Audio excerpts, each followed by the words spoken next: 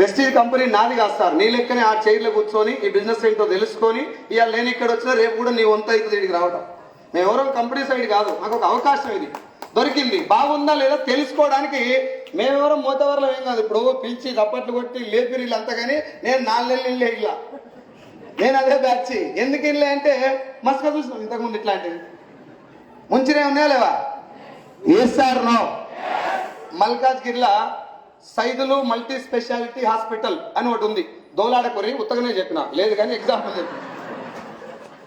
అందులో నేను డాక్టర్ని, Saidulu MBBS FRCS MS surgeon, అదే కదా సత్యం సార్ ఎటువా సర్జన్ అంటే ఆపరేషన్ స్పెషలిస్ట్. నేను ఈ సారు ఒక 2 పేషెంట్లను పంపించింది నా దగ్గరికి, నా ఎఫ్ఆర్సిఎస్ లండన్. ఒక 2 పేషెంట్లను పంపించింది ఈ సారు. నేను బాగా కష్టపడి ఆపరేషన్ థియేటర్ పోయి నాకున్న నాలెడ్జ్నే కాకుండా కొత్త నాలెడ్జ్ని అంతా ఉపయోగించి 2 పేషెంట్లని అయిపోయి లైట్ ఆర్పేసిన. అయిపోయిన తర్వాత మళ్ళా ఇప్పుడు ఆయన జీవితంలో ఎప్పుడైనా నా దవాఖానకి ఎవరైనా పంపిస్తాడా? తెలిసిన మీరెవరైనా పంపిస్తారా? ఇప్పుడు ఒక మాట చెప్పండి, నా హాస్పిటల్కే రావటం బంద్ చేస్తారా, అసలు హాస్పిటల్కే పోవడం బంద్ అవుతుందా? హాస్పిటల్ పోవడం బంద్ అవుతుందా? ఎవరు అన్నారు? ఒక్క గుడ్డు ఖరాబ్ అయిందని ఆమ్లెట్ తినడం మానేడు కానీ పిచ్చోడు అంటారు. హాస్పిటళ్లలో ప్రాణాలు పణంగా పెట్టి చనిపోయేటటువంటి పేషెంట్లను బతికించిన డాక్టర్లు ఉన్నారు, దేవునేశ్వరం డాక్టర్లు. Yes or no? శవాలకు కూడా ట్రీట్మెంట్ చేసి పైసలు వసూలు చేసిన డాక్టర్లు కూడా ఏవేనన్నా చూసుకో నువ్వు. ఇక పాలిటిక్స్ సెటిల్ కాదు, పొలిటీషియన్స్ ఉంటారు దొంగలు. మంచి పొలిటీషియన్స్ కూడా పోలీసు వాళ్ళు దేశం కోసం ప్రాణం ఇచ్చిన వాళ్ళు ఉన్నారు, ఉండరా లేరా? బండాకు 100 రూపాయలు వసూలు చేస్తే వాళ్ళు కూడా ఉత్తపనికి అంటే మంచి ఉంది. ఏ వ్యవస్థ చెడ్డది కాదు సార్. ఇప్పటిదాకా మీరే, నేను ఓపెన్ ఛాలెంజ్ చేస్తున్నా, నాకంటే టాలెంటెడ్ హై ప్రొఫెషనల్స్ బాగా చదువుకున్న వాళ్ళు ఇక్కడ చాలా మంది ఉంటారు.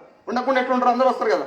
అందరిని అడుగుతున్నా సార్ నేను, ఇప్పటిదాకా ఏదన్నా ఒక వ్యవస్థ ఇది ఫేక్ వ్యవస్థనే ఫేక్ అనేది ఒక్కటి చూపెట్టు నాకు, నేను ఇప్పుడే బంద్ చేస్తా, మైక్ ఇచ్చిపెట్టి వెళ్ళిపోతా. ఈ రోజు వరకు ఏ వ్యవస్థ కూడా ఫేక్ వ్యవస్థ మొదలు కాలే, ఫ్యూచర్ లో కూడా మొదలు కాదు. వ్యవస్థ 100% జెన్యూన్ ఉంటుంది. దాని పేరు చెప్పుకొని మోసాలు జరుగుతాయి. శతస్కోప్ వేసుకున్న ప్రతి ఒడు మంచి డాక్టర్ కాదు. ఒకడు పైసలు సంపాదిస్తానికే దవాఖాన కడతాడు, 3-4 కోట్లు పెట్టి దవాఖాన కడతాడు. అవి వెళ్ళిందాక పేషెంట్లను మీకు తింటారు. రూపాయికి వైద్యం చేసే డాక్టర్లు కూడా ఉన్నారు చెన్నైలో. మా మేడం పేరు తాయి. తాయి అంటే అమ్మ అని పిలుస్తారు ఆమెను ఇప్పటికి కూడా. రూపాయికి వైద్యం ఆమె, మీరు గూగుల్లో కొట్టి చూడండి తెలుస్తుంది. హైదరాబాద్ లో కూడా చాలా మంది ఫ్రీ ట్రీట్మెంట్ చేసిన డాక్టర్లు ఉన్నారు. Yes or no? Direct selling ఏం పాపం చేసింది సార్? డైరెక్ట్ సెల్లింగ్ లో 4 కంపెనీలు మందిని ముంచి అన్ని మోసమేనా? డైరెక్ట్ సెల్లింగ్ ఒరిజినల్ ఏందో తెలుసా సార్ అంటే ఎవరు చేయలేపలే. ఒరిజినల్ ఏందో తెలియనప్పుడు ఫేక్ అని ఎట్లా చెప్పినావు? నువ్వు మునినావు కాబట్టే కదా. Yes or? నువ్వు మునినావు కాబట్టి ఇవన్నీ ఫేక్ అన్నావు, అవునా? డైరెక్ట్ సెల్లింగ్ ఫేక్ కంపెనీలు ఎక్కడి నుంచి వచ్చినాయి? భూమి లెక్కలు డైరెక్ట్ ఉట్టుకొస్తాయా? ఒరిజినల్ కంపెనీని బేస్ చేసుకొని తయారైతాయా? ఒరిజినల్ ఉంటేనే డూప్లికేట్ వస్తుంది, లేకపోతే డూప్లికేట్ దానంతలో అది పట్టుకు రాదు. Yes or no? Direct selling is 1000% కాదు, 100% జెన్యూన్. మీకు ఏమన్నా డౌట్ ఉన్నా, మీకు నాతో ఏమన్నా ఛాలెంజ్ చేసినా నేను రెడీ. ఎవరు చెప్పమంటే వాళ్ళకి చెప్తా. ఎంత దూరం వెళ్ళామంటే అంత దూరం వెళ్ళాం. డైరెక్ట్ సెల్లింగ్ లో, నెట్వర్క్ మార్కెటింగ్ లో ఒక్క 1% తేడా కనబడితే నాకు ప్రూవ్ చేయండి. నా టీంతో సహా ఇయ్యాలనే పనిచేస్తాను నేను. నీ టైం తీసుకో, 6 నెలల సంవత్సరం టైం తీసుకో. డైరెక్ట్ సెల్లింగ్ ఫేక్ కాదు. దీని కాన్సెప్ట్ మనకు తెలియక, ఒరిజినల్ కాన్సెప్ట్ తెలియక కేవలం పైసల కోసమే. నేను చిన్న ఎగ్జాంపుల్ చెప్తాను సార్. మొన్న ఎంఎస్ఎస్ అని ఒక ట్రైనింగ్ జరిగింది మా కోటప్పట్లో. ఫస్ట్ డే, సెకండ్ డే రోజు మార్నింగ్, 2 రోజుల ప్రోగ్రామ్ అది. సెకండ్ డే రోజు మార్నింగ్ మా టీంలో ఒక మేడంకి అనుకోకుండా స్టమక్ పెయిన్ వచ్చింది. మేము హాస్పిటల్ తీసుకెళ్దామని చెప్పి కార్లో చాలా స్పీడ్గా పోతున్నాం. మనం దేనికోసం దౌలాడుతుంటాం? పోయేటప్పుడు మాట్లాడాలి, దోలాడుతున్నాం. నేను పోతుంటే బండి వెనక ఒక ఆయనకి సుశ్రుత సింబల్ తెలుసు కదా, సుశ్రుత సింబల్, డాక్టర్ సింబల్ ఉంటుంది ఇక్కడ పాములు కొట్టి, సుశ్రుత సింబల్ అంటదాన్ని. ఆ సింబల్ ని చూడంగా నేను డాక్టర్ అని గుర్తుపట్టి కార్ ఆపి, సార్ ఇట్లా ఎమర్జెన్సీ సార్ అని చెప్తే టకటక ఆయన దవాఖాన తీసుకుపోయాడు. పోయిన తర్వాత అర్థమైంది ఏంటంటే, సార్ ఇది గైనిక్ ప్రాబ్లం, నేను చూడలేను, నేను ఆర్ఎంపీ డాక్టర్ అని చెప్పిన. నేను ఈ మాట మీకు ఇప్పుడేం చెప్తున్నంటే, యాక్చువల్ గా ఈ మేడం కావాల్సింది ఎమర్జెన్సీ. అప్పుడు చాలా బాధలో ఉంది, పెయిన్ వస్తుంది, ఏదో ఒక ట్రీట్మెంట్ కావాలని చెప్పి డాక్టర్ని పట్టుకున్నాం తప్ప ఆయన దీనికి సూట్ అవుతుందా కాదా ఆలోచించలే. ఇప్పుడు మన ఇక్కడ కూర్చున్న వాళ్ళందరిలో దాదాపు 70 to 80% జనాలు డబ్బు కోసం వెయిట్ చేస్తున్నాం. Yes or no? ఈ డబ్బు కోసం వెయిట్ చేసే క్రమంలో ఏమన్నా చేయాలి, అప్పులన్నీ పోవాలంటే ఏమన్నా చేయాలి, నాకు అప్పులు అయిపోయినాయి, ఈఎంఐలు అయిపోయినాయి, ఏమన్నా చేయాలి అనుకున్నప్పుడు మన ఇంటి పక్కన వాడు వచ్చి నా దగ్గర ఒకటి చేస్తావా అనగానే చెప్పురా ముందు చేస్తా. అలా తుంకినాక మూతి కాలినాక కానీ అర్థం కాదు అది మందిని ముంచేదని. జాబ్ కట్లా పోతురా సార్, ముందు సెర్చ్ చేసుకుంటారు ఏ జాబ్ చేయాలి, ఎట్లా చేయాలి, అసలు దాంట్లో ఏముంటుందని చెప్పి 10-15 మందికి అడిగి మరీ తెలుసుకొని పోతారు. డైరెక్ట్ సెల్లింగ్ వచ్చేసరికి పుసుక్కున పోయి జాయిన్ అన్న అవుతారు, లేకపోతే ఇవన్నీ ఫేక్ అని సబ్జెక్ట్ నన్ను ఒకటి. ఈ రెండు డేంజరే. నీకు పైసలు అవసరం ఉన్నాయి కాబట్టి ఒక వండర్ఫుల్ కంపెనీని పట్టుకొని పనిచేస్తే 1 yearలో 1 lakh తీసుకోవచ్చు. ఇందాక మీతో మాట్లాడిన వాళ్ళందరూ అంతా తీసుకున్న. కాకపోతే ఇండస్ట్రీ గురించి ఈ రోజే కాదు సార్, ఈ ఒక్క మీటింగ్ తోటే కాదు, మీరు 4-5 మీటింగ్లకు రండి, అవసరమైతే 20 మీటింగ్లకు రండి. బిజినెస్ ఏందో తెలుసుకోండి. బిజినెస్ లో ఎక్కడైనా తేడా కనబడితే క్వశ్చన్ చేయొచ్చా లేదా? నేను మీ ముందుకు వచ్చాను, మిమ్మల్ని నా ఇంటికి పిలవలా, మీరు నా ఆఫీస్కి రాలే, నేను మల్కాజ్గిరికి దూరంకి వెళ్ళి ఇక్కడ వచ్చి మిమ్మల్ని అడుగుతున్నా ఈ మీటింగ్ ఇలా, ఈ బిజినెస్ ఇలా ఉంటది అని చెప్తున్నా. తేడా కనబడితే you can question me. Direct నన్ను అడగచ్చు, సార్ నీ అకౌంట్లో పైసలు పడ్డాయని చెప్పినావు కదా, అకౌంట్ స్టేట్మెంట్ పంపు అని అడగచ్చా లేదా? ప్రొడక్ట్ బాగుందని వీళ్ళు చెప్పిరు, వాడితే అర్థమైతే లేదా? సార్ నీకు పడ్డాయి, ప్రొడక్ట్ కూడా బాగానే ఉంది, నాకు పడతాయి అని గ్యారంటీ ఉంది. ఈ మంత్ ఒక 1000 రూపాయలు ప్రొడక్ట్ కొనుక్కో, వచ్చే నెల 9 తారీఖు దాకా వెయిట్ చేయి, పైసలు పడకపోతే నాకు చెప్పు, నేను రిజిగ్నేషన్ ఇచ్చేస్తా కంపెనీకి, ప్రామిస్. ఇంత ఒక నిమిషం క్లాప్స్ ఎక్కువ కొట్టకండి, ఊకే కొట్టకపోయి చెప్పేది అర్థం చేసుకోన్న రిక్వెస్ట్, క్రౌడ్ ఎక్కువ ఉంది కాబట్టి. ఇంత క్లారిటీగా 3 సంవత్సరాల నుంచి 4 లక్షల మందిని అడ్రస్ చేశాను నేను, 4 lakhs మెంబర్స్ ఏపీ తెలంగాణలో. ఈ 4 లక్షల మందిలో ఏ ఒక్కరిని కూడా ఈ రోజు వరకు ఈ బిజినెస్ చేయండి అని అడగల.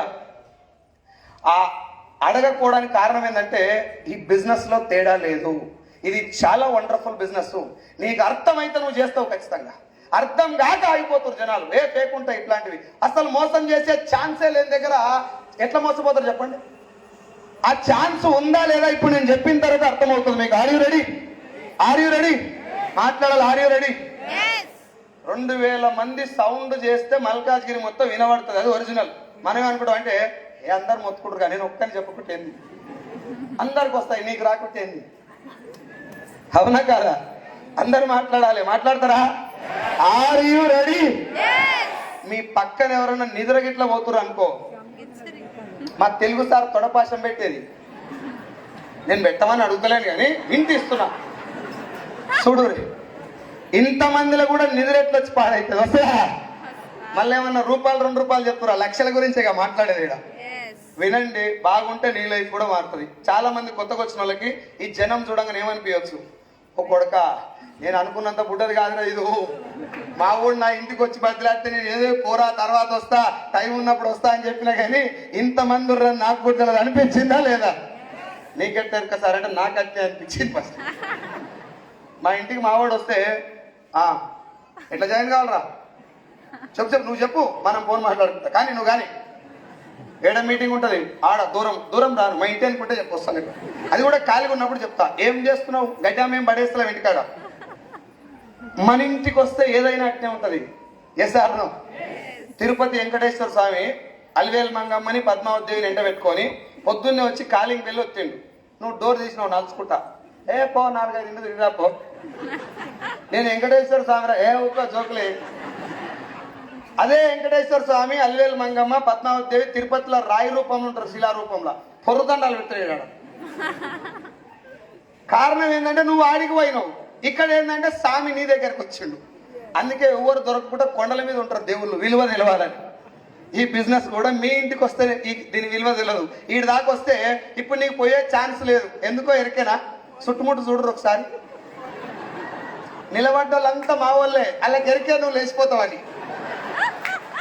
మా వాళ్ళు ఏమనుకుంటారు అంటే నీకు సీట్ ఇస్తారు కదా, జరాగు నీకు సీట్ ఇచ్చినప్పుడు ఏమనిపిస్తుంది అంటే ఏమో ఈడు కూర్చోకుండా నన్ను కూర్చోబెడుతున్నాడు, థ్యాంక్ యూ.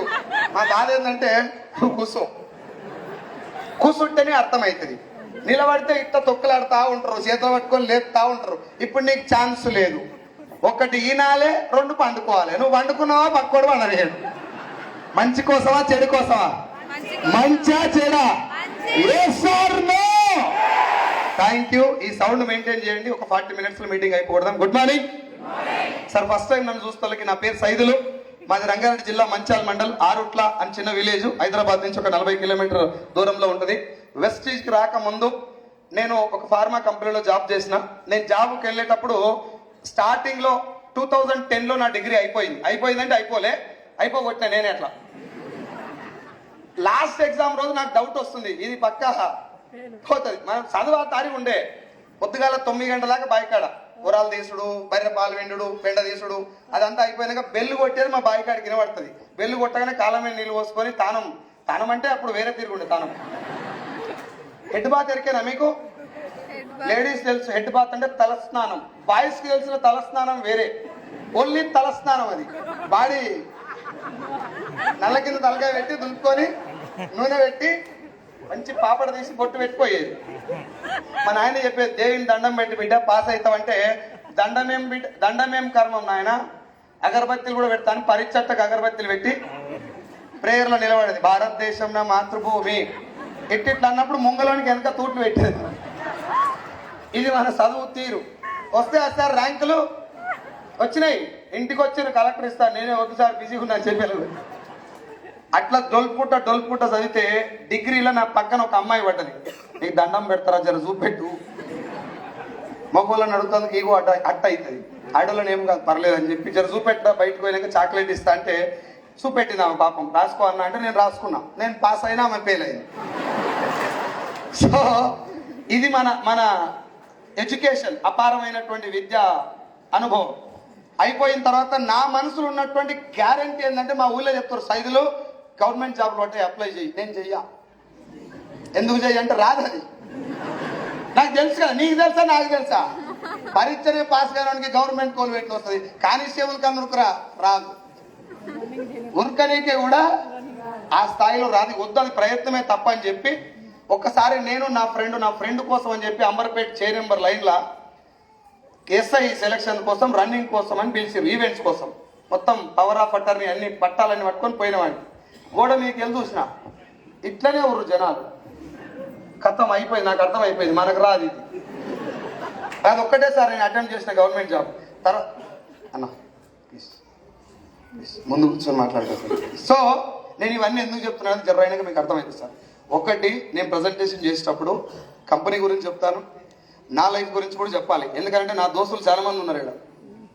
నేను ఎట్లయినో తెలిసినా మీరు అట్లా కాకుండా ఉంటారని చెప్తాకంతే. సో బాయ్, ఇదే నా ప్రాబ్లం. గవర్నమెంట్ జాబ్ ఒకసారి అప్లై చేస్తే ఇక పోలే. తర్వాత మా బావ ఉన్నాడు, ఆయన చేయలేవట అజర అగో లేవటని చూడు, అగో ఆయనకు బాగా ఎరక, వీడు జర బాగా చేస్తాడని చెప్పి ఓ జాబ్ ఉందిరా అని చెప్పిండు. నేను పోయినా జాబ్ ఇంటర్వ్యూ ఇంగ్లీష్లో అడుగుతారా తెలుగులో అడుగుతారా? మా బావ చెప్పలే నాకు. నువ్వు నీకు వస్తుంది అన్నాడు.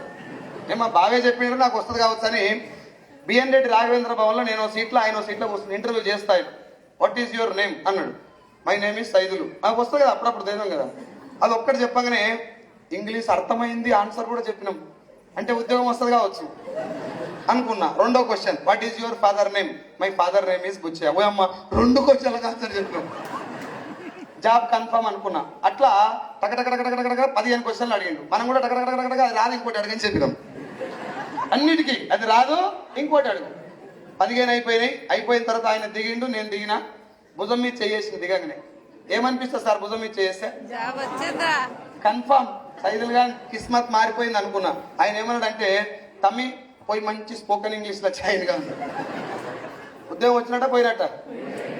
నేను ఇంటికి పోయి ఆలోచించిన 10 నిమిషాలు. ఇప్పుడు నేను స్పోకెన్ ఇంగ్లీష్ పోయినా కొత్తగా పీకేది ఏం లేదు. నా కెపాసిటీ నాకు తెలుసు కదా. నేను ఇప్పుడు స్పోకెన్ ఇంగ్లీష్ క్లాస్లో కూర్చొని బోర్డు దిక్కు చూసినా కూడా నాకు ఏం కనబడుతుంది అంటే, మా మడి కూడా ఇట్నే ఉంటుంది 4 మూల. ఆ మూలకే మా బర్రెం కట్టేస్తాం ఎప్పుడు. ఇలా పొద్దుముఖంగా తౌడేయాలి, పాలు వినాలి, అది ఇస్తుందో ఇయ్యదు. ఏం చెప్పదలుచుకున్నా మీకంటే, నా నెత్తి మీద సరస్వతి కటాక్షం లేదు. చదువుకోవాలనుకున్నా అది రాదని తెలుసు నాకు. ఇంకా స్పోకెన్ ఇంగ్లీష్ పోయినా లాభం లేదని చెప్పి 10 రోజులు గ్యాప్ ఇచ్చి మళ్ళీ ఆయన దగ్గరికి పోయినా. సార్ రెడీ ఆరా? రెడీ. ఏం లే. రెండోసారి పోయినా. మళ్ళీ సేమ్ క్వశ్చన్లు, 15 క్వశ్చన్లు స్పోకెన్ ఇంగ్లీష్. 3 సార్లు పోయినా. 4, 5, 6 సార్లు ఆయన దగ్గరికే అదే ప్లేస్కి పోయినా. నీకు ఏం రోగం పుట్టింది సార్? చేసుకోనికి బుద్ధి లేదా? పోయే నీకు కూడా లేదా? వేరే కంపెనీలే లేవా? ఆయన దగ్గరికే ఎందుకు పోయినావు అంటే, ఇప్పుడు కొత్త దగ్గరికి పోయినావు అనుకో, ఆయనకి ఫస్ట్ కాడికెళ్ళి చెప్పాలి. మళ్ళా ఈయనకు అంతో ఇంతో తెలుసు కాబట్టి ఇస్తే ఇస్తాడు, లేకుంటే లేదనుకొని పోయినా. లాస్ట్కు 7వ సారి గాంధీ హాస్పిటల్ ఐడియా ఉంది మీ అందరికీ. దాని వెనకంగా మా ఆఫీస్ కంపెనీది గాంధీ హాస్పిటల్ పద్మారావు నగర్. నేను పోయినా, గుడ్ మార్నింగ్ సార్ అన్న ఇట్లా పెట్టి. ఆయన నాకంటే ఎక్కువ బెండ్ అయ్యి గుడ్ మార్నింగ్ రా అన్నాడు. ఎందుకు వచ్చినావు రా అన్నాడు. జాబ్ కోసం. ఈయనంటిగా రా, నువ్వు ఇయ్యకు, అది నీ డ్యూటీ, నేను వస్తూనే ఉంటా, ఇది నా డ్యూటీ. దగ్గరకు వచ్చి అడిగాను, ఎప్పటిదాకా వస్తావురా? ఇచ్చిన దాకా వస్తావు, నాకు వేరే దారి. అట్లా 7వ సారిగా ఆయన నన్ను భరించలేక ఓ రూమ్లకు నోకిండు. ఆ రూమ్లకు పోయి ఇట్లా నేను నెట్టడు కదా, ఇట్లా పోయి లేవగానే నా ఎదురు ఒక తెల్లటి ఆకారం ఉన్నది. Welcome mister Saidulu, take your seat అన్నాడు ఆయన.